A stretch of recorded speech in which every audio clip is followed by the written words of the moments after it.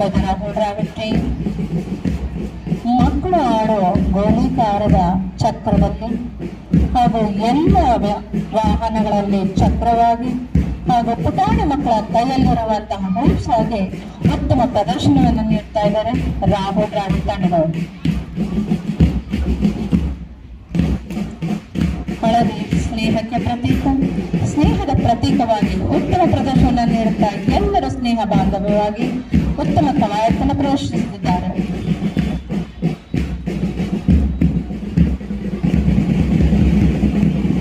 ಕೊನೆಯದಾಗಿ ವಿಭಿನ್ನವಾದಂತಹ ಪ್ರದರ್ಶನ ರಾಹುಲ್ ದ್ರಾವಿಡ್ ತಂಡದಿಂದ. ಹೂಪ್ಸ್ ಅನ್ನ ಒಂದೇ ರೀತಿಯಲ್ಲಿ ಹಿಡಿದು ಜೊತೆಯಲ್ಲಿ ಅದಕ್ಕೆ ಜೊತೆಯಾಗಿ ಅವರ ಸಮವಸ್ತ್ರ ಕೂಡ ಉತ್ತಮ ಒಂದು